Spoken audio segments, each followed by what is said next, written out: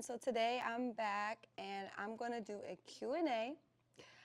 This Q&A are just some questions that people have reached out to me recently and we kind of talked about, or questions that I get often that I figured I might as well go ahead and do a video and just kind of touch bases on it.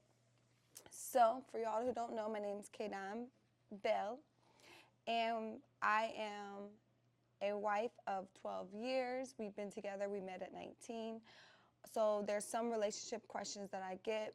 I'm not a person that's big on giving advice. I don't feel like the reason I feel like I don't like giving advice is because my relationship and what I encounter and the way I think and my perspective is completely different from your dynamic or how you think or how, your perspective. Now, that doesn't mean our perspectives are right or wrong. It just means we think different. And because we think different, that's okay. Having these type of conversations are healthy because I'm able to explain how I think and how I will handle a particular situation if I was in your shoes. But at the end of the day, you have to go off of base what's best for you, and it's in your best interest to grow and become better and better yourself in general for you, especially if you're trying to be in a relationship. So one question that I get a lot is, how do I communicate to my partner in my relationship? For me, my partner is a type of, and I'm going to say this is, I'm assuming you're asking the question if you guys are having a debate or if there's a disagreement on something and you're trying to get your point across to your partner as far as how you're seeing it and how you want him to try to see from your point of view to try to get to some type of solution is what I'm assuming. With that, it depends on your partner. Now, if your partner is the type of partner that close their self off, meaning that if you bring something to their attention, they nonchalantly will dismiss it, meaning that they'll say, I don't know. If it's a particular question you're asking them, they'll just give you a short answer to say, I don't know. Or if it's a situation where your partner, they need time to think on it. So when you come to them about something, they acknowledge you, but they don't really give you a response that you're looking for. So my partner kind of fits into that category. And if I'm trying to talk to him, especially if it's something I'm trying to get to like a solution, I have to understand if it's a disagreement that we just had, I have to give him space. I have to let him know that I have to understand that he needs time to think on it. So questions that I may want answers to right away, I have to understand, unless it's a life or death situation that you need an answer right away, which 9 times out of 10 you don't. A lot of times it's just us trying to understand our emotions and our feelings of what we're feeling during that time. It's not something that we need to get to an agreement right then. So if it's not an emergency situation, then yes, give your partner time. If it is an emergency situation, then it's all about the way you communicate it to your partner, letting them know like, hey, I know this might not be a great time for you at the moment. This is an emergency. If you can please just give me your feedback on it, on how we can move forward in the same direction to get to a solution. Maybe just saying something as simple as that may help. I haven't really been in an emergency situation where I needed to get something across. I mean, if we've been in emergencies together, and typically the way we communicate when we're in emergencies, we put our feelings to the side, and I would just communicate how I did to you. And a lot of times, because it's an emergency, we understand that both parties understand we got to come up to a solution, we got to figure this out. Or if we are arguing and the emergency has nothing to do with what the argument or disagreement is about, we put our feelings and our emotions to the side because we focus on what is the emergency, and then we'll get back to it later. That's typically how we would handle that. If it's for non-emergencies, then I would just let your partner have some time to themselves. Sometimes it could be a couple hours, sometimes it could be a day, sometimes it could just be, you leaving the room and giving them space to do whatever they want to do. If they want to play a video game, if they just want to be left alone to be on their phone, whatever the case, giving your partner space is very important. And a lot of times what I would do in a situation, after I give them space, I tend to check on them. Sometimes you can check on them by sending a text, by sending a call, or by, going to where they are. If the situation is very escalated, then sometimes going to where they are is not good, because then if you aren't fully healed and fully calm to even talk about it, you could say something that's triggering where you're not fully ready to listen to what their point of view is, especially if it's a disagreement. If it's just something where you want to send a text like, hey, I would really like to continue our conversation when you're ready. I'm all ears, just if you could give me a time frame on when we can do that. Sometimes sending a message like that will help. Now, if you're also on the other end, none of these situations are going to help for everyone, and none of them are going to help if your partner is not willing to do it as well. So if you also are dealing with a partner that that doesn't really care, unfortunately, if they don't care to get to a solution, or if they don't care to save this relationship or friendship, then you're not going to really get through to them. At that point, you might have to talk to like a therapist, or I would start with talking to a therapist and seeing if you guys can get on the same page in that way. Now, if you're dealing with two people that at the end of the day, we know that our main goal is not to break up. Now, we really are just going through a tough time at the moment, and we need to learn how to communicate with each other. If you're willing with someone who's willing to do it, then some of these approaches may help. But for sure, giving your partner space on both ends until they're ready to communicate. Understanding that when you do go to communicate with them, that you are listening and not trying to respond. That was hard for me. Sometimes I am still working on it. There's some topics that trigger me where I'm like, I don't know if I'm highly functional at this moment. So yeah, it just really just depends. But I know myself. So if I know that I can't give that person what they want in that moment, it is okay to be a little quieter and just think on it and focusing on listening. So if you focus on listening more than responding, a lot of times, even if you're not in a headspace to receive the information they're giving you, is if they're trying to come to you and talk to you, not being disrespectful to you, then just listen and then let them know, hey, I need some time to retain this information. Just give me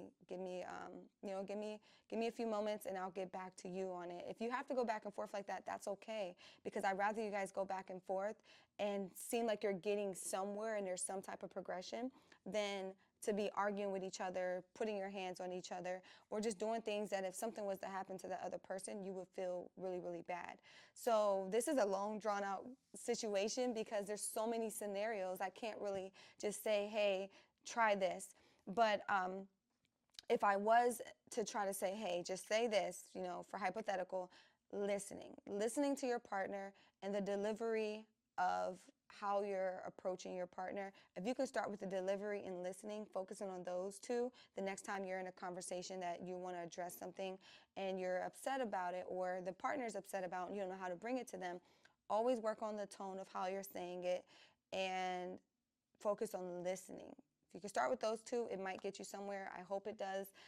Those typically get me somewhere. So comment below if you have any other feedback, or if there's a particular situation that you can actually name out of a situation that happened, on how you handle it and it worked out for you, or how you didn't handle it and it didn't work out for you. Because both scenarios are very good, because at the end of the day, we're just going off of our experiences out here. Half of the people that you talk to, they may have learned some information in a book, yes, and there are psychological ways that you can handle things based off of people in general and how people interpret things as well, from more of a factual standpoint. That is true, but a lot of times it just comes off of experiences and talking to people and seeing how they maneuvered and how that didn't work for them, but then knowing that this may work for this person depending on how they are. So yeah, so hopefully that helps answering that question. The second question was,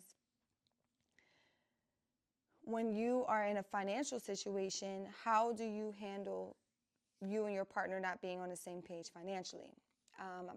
So that question I really, really enjoyed, because that can be a tough one. And a lot of times relationships end because of financial situations. So I think it is very important for both parties to be wanting to work on themselves. Now, if you are the one that should be more financial literate in the relationship, maybe having the conversation with the partner saying, hey, I understand finances very well.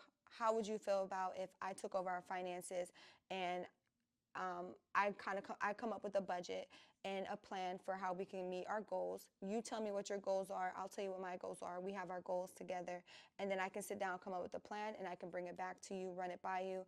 And if you agree with everything, then we can put it into full effect. Sometimes that works. I have done that in my relationship, where in the beginning, before my husband got into banking and finance, I was finances and numbers, it just comes really well to me. Now, I'm not the type person where I can say, hey, 9 times 2 times 3, what is this? Like, I'm not that good with numbers. But as far as running numbers and coming up with a strategic, realistic plan, that's something that does come natural to me. And I'm able to help budget and do stuff like that in our relationship. So I was that person, and I still kind of am to this day, just because I enjoy it. And Ethan, like, he gets it and he understands it, but it's not really something that he's passionate about. Me, I'll run numbers all day long, and I have to like stop running numbers. So because it's not getting you somewhere if you're running numbers. I used to be the type of person running numbers with money I didn't even have, and that's where it became unhealthy for me. But yeah, if it's something where you sit down with your partner, a lot of times if you're in a relationship, finances is very hard to talk about, and sometimes people don't feel as vulnerable. If you are married, for sure, and in some capacity, your guys' money is yours, no matter if you keep it in separate accounts or you don't. You guys are married, so it's yours. Or if you're in a relationship and you're not married, but you damn near are, because the way you guys handle your finances in your life, and you live together, you may have kids, you may not. You are not legally married, but the same concept of how we handle our finances typically is the same, because if I make a financial decision that's not best for the family, the person's going to be affected. And if the person is impacted in some way, then you guys need to start communicating your finances together, unfortunately. So for us, what we do is we sit down, we started that way. Then Ethan wanted to be a little more hands-on in the planning part. So then what we do is that we came up with a structure together. So for example, now we have a plan for our investing. We have a plan for any debt that we have. We have a plan for just short-term saving. We know where our money's going, what account it's coming out of. We know what our leisure money is, what we can spend our money on throughout the week. We have all that figured out, and we have a game plan that we just started implementing not too long ago. So we're going to try it out, and if it's something that we feel like is working, we'll stick to it. If it's something where we feel like, no, this plan isn't working, then we'll go back to the drawing board and we'll come up with a new plan. I technically came up with a plan, but I ran it by Ethan, and there were some adjustments that he wanted to make and some things that he came up with on. So he was like, okay, this may work better to do this. So I took his advice. We did this together and we sat down. And then the next couple of our paychecks, we get together, we sit down and we run those numbers together. That's how we do it in our household. There are some people that have CPAs and have financial advisors or accountants, and in those situations, then you'll just run it by them, but just make sure both parties have an understanding of where your leisure is and what your leisure's not and what your money's going to. Because a lot of times, us as people, we don't even know where our money's going. So then when we get paid, we're like, I just got paid. Where's my money? Where's my money? Like, I don't understand. So we were in those situations, and our goal was to get out of that situation. So if you guys do need any type of assistance with that, and that's something that you are interested in, you could need help with, single or in a relationship, just put the comment below as well. And then if there's anything or any templates or any information I learned, I wouldn't mind going on a deeper video regarding finances, and also just kind of being transparent with you and showing you the template that we use as well. So yeah, that's that question. Another question that I get a lot is how to keep your relationship entertaining, spicy, whatever word you want to use. I think they use the word spicy, but I'm not sure if you just meant like, how do you keep it spicy like in the bedroom, or how do you just keep it spicy just like a connection and intimacy overall? So for example, for us, a lot of times we are in the same household, but we're not always doing things together. And when it's quality time for me, I realize it's not quality time for him. So us just being together in the same space sometimes is quality time for him. Me, if we are spending quality time, it's like uninterrupted timing where we're able to sit down kind of like I'm sitting down with you guys, but the other person is in front of me and we're just having conversation. We could be sipping coffee, tea, wine, a cocktail. It doesn't matter, whatever we're into at that moment, and we're just bonding. It could be us doing an activity together where we're having conversation and bonding over the activity, or it could be we're sitting on the couch conversating as well. I don't mind sitting and watching movies together. Sometimes, like if we're both tired and we just want to feel each other next to us, but we're just so tired that it's like, I don't really feel like talking. I just want to be next to you. I want to enjoy something with you. We can watch a funny or scary movie or entertaining. Ethan likes action movies. I like comedy movies. So comedy action would be ideal for us, but we're open to any type of genre. And we would literally sit there and watch the movie and laugh. And then, throughout the movie, we may talk about it, or we may have something to talk about after the movie on what our takeaways were, what we liked, or what we wish was different. So, that is bonding, but that's not my first bonding. So how to keep it spicy? Me personally, I like to dress up. I like to dress up in the household. So sometimes he'll come home and I'll be dressed up. Like sometimes I'll be dressed up to the point where it could be something sexy. Sometimes it could be something where he likes to call it like a package. So he was like, if you have a piece of candy and the packaging is what drawn you to the candy, and then you open the candy and you taste the candy, you're like, this is even better than the package.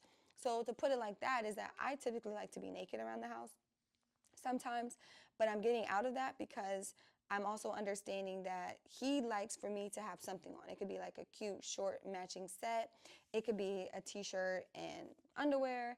It could be t-shirt and nothing. Like it could just be something sexy like lingerie. Whatever the case may be, he does like to see that. Or it can just be me actually dressed up where it's like I've just filmed content, so I'm dressed up nice. Today, I'm kind of like really like not really dressed up, to be honest. I'm just kind of around the house. So that's different. But typically I am like, or I may be doing whatever I'm doing, and then when I know, oh, he's about to get home, then I'll put something on that I know he likes. I recently just texted him the other day and was like, hey, what would you like for me to have on when you come home? Like, that's giving him the option of like, ooh, now he's thinking what he wants to see me in, and then when he gets home and he sees me in it, it's even better. So there's times where I'll verbally ask him, or there's times where I won't. There's times where I'll just like, okay, I know what he likes. Let me just give him what he likes. In relationships, a lot of times if we just focus on serving each other, where I know he likes this and he knows I like that, and we're both just going back and forth from like how we can serve each other and be there and be present for the person and give the person what they like, what they love, and what they need and want, then it kind of makes the relationship a little easier. But again, everything I'm telling you, it has to go both ways. If the other person is not doing it, then unfortunately it's not going to get you guys anywhere if only one person is doing it. Relationships are based on compromising and sacrifice. They go hand in hand. And if you're not willing to do either of those, then you're not ready to be in a relationship, unfortunately. So take that time, work on yourself, heal yourself, grow, become the better version of you, and then think about getting into a relationship. So that's that. So yeah, I would just try what certain smells, keep it spontaneous, getting creative. So if you know that your partner likes to watch, likes video games, this is something I'm actually about to try, where Ethan's been like certain video games. So for me, I'm literally going to make us a cute pilot on the floor. I'm going to have his video game down there. I'm going to have some foods and snacks. I'm going to lay down there, watch the game with him. And then once he plays like a few games, then from there, I can kind of, once I sit there and literally, like I have to engage. I'm going to engage in the game, go into his world. And then after that, because everything's already like romantically kind of set up for what I also like as well, then I'm pretty sure things will lead to one thing or another. It could lead to like starting with us with massages, or if we're both just vibing watching a game. My intention isn't to have, when you are doing stuff like this, you have to understand that don't get so wrapped up in what the outcome is. Just get wrapped up in planning it and spending the time with the person. So then if you're in the mood, it's like, oh, I'm going to do this, but I know I want this and this after that, or I want the night to go like this. That's setting expectations that's going to probably leave you upset if it doesn't happen. So for me, I'm going to set the vibe that I want. I'm going to set the vibe that I know he would enjoy. And then also I'm going to just be present in that moment. So if it turns to something sexual, that's great. If it doesn't, that's great. If it just turns to us hanging out, that's great. And then I'll also do something that I like. So I'll plan whatever it is that I want to do. So I've been wanting to do like painting, sipping. So therefore I'll cook dinner, I'll have paint and sip ready. So like we'll sit down, we'll eat dinner together. Then after that, we'll do some painting and sip. But kind of knowing your partner, what they need to get done and what they like would really help with keeping it spontaneous and understanding that it's going to take some work on your end. And I'm going to do a whole nother video on this topic because this topic is something that I feel like I can talk about a lot. But what I was going to say is that I'm learning if I set the example of what I want, meaning that if I want something done a certain way and I'm the first person to start doing it, a lot of times based off of my partner, he will kind of start to follow it. So if I have a system on how the clothes are set up, he's not going to sit there and just throw it on the floor because he intentionally doesn't want to follow the system. Kaydan has been like following this system. Let me get on board with it. Let me not just sit my coat down somewhere if I know that she wants it in this coat closet. So that's just something small, but I am learning that the more I set the system, the more he'll follow it. And the more I set the system with family or friends, the more they follow it. I had a sister where I wanted us to become closer. So you know what? I had to send her text messages. I had to do the due diligence to reach out to her. And if you do that, then you'll create the relationship you want. If you don't do that, then that just means you don't care about the relationship enough to really build it, and therefore it won't get to where it needs to go. So this video is getting way longer than I wanted it to, so I'm not going to be able to answer any more questions. But if there is any other questions that you guys have or any feedback that you guys want to put in the comments, feel free to do so. But I'm going to go ahead and get off here, and until next time, go be great.